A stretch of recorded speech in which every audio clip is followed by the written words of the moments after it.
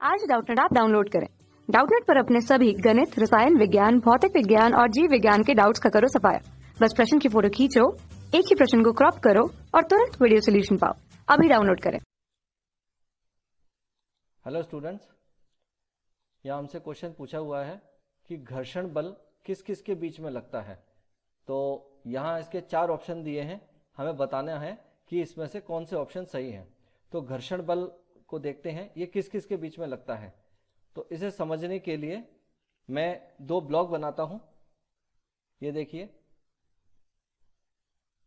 ये एक block B है जिसके ऊपर एक ब्लॉक ए रखा हुआ है।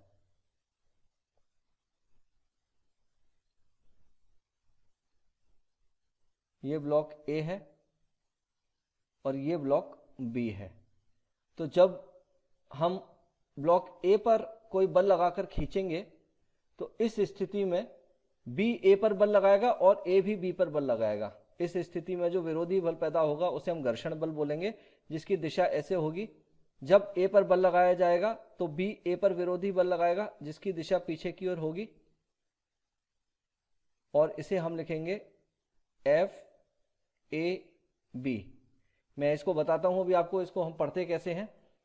और न्यूटन के गति के तीसरे नियम से हम जानते हैं कि अगर क्रिया हो रही है तो उसकी प्रतिक्रिया भी होगी। यानी अब इस स्थिति में ए भी बी पर एक बल लगाएगा जिसकी दिशा इसके विपरीत होगी।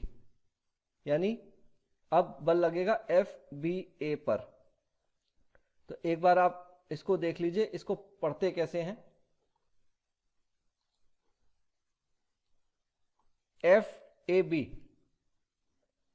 यहां एफ ए बी होगा गुट के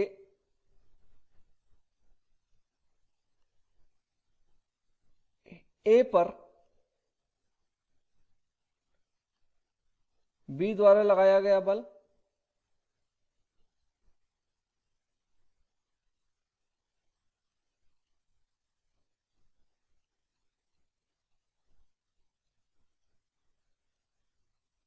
और इसी तरह से एफ बी ए होगा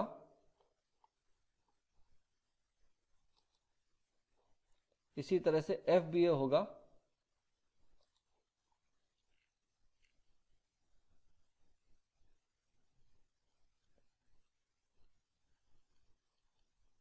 गुट के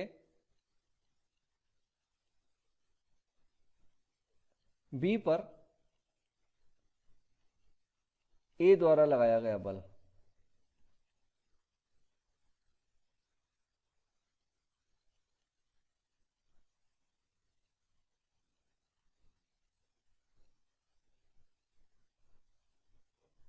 इसको याद करने की एक ट्रिक और है बच्चों, इसको भी आप समझ लीजिए। इसको कैसे याद करते हैं, इसको हम लिखते हैं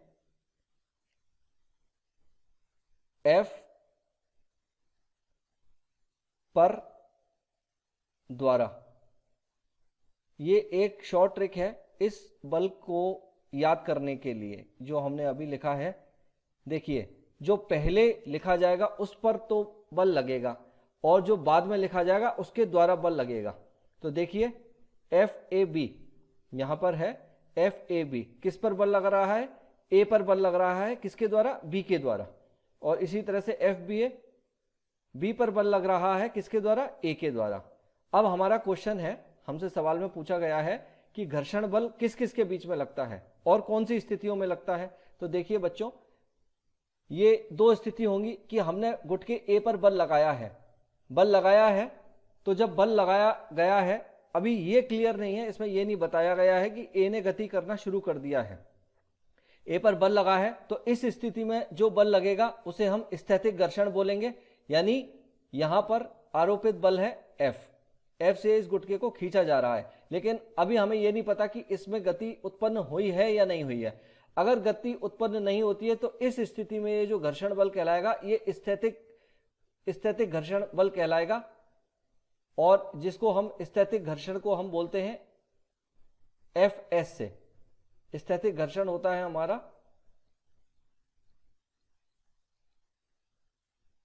स्थैतिक घर्षण होता है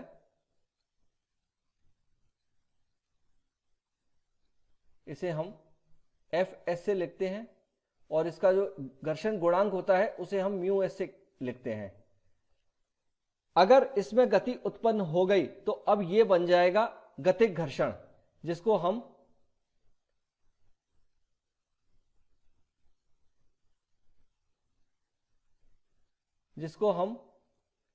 Fk से लिखेंगे और इस गतिक घर्षण गुणांक को हम लिखेंगे μk से।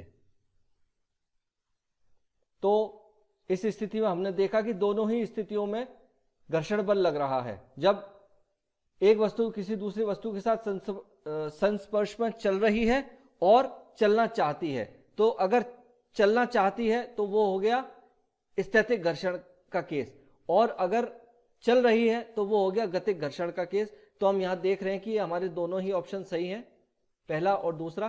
तो इस स्थिति में हमारा तीसरा ऑप्शन सही है, यही हमारा उत्तर है।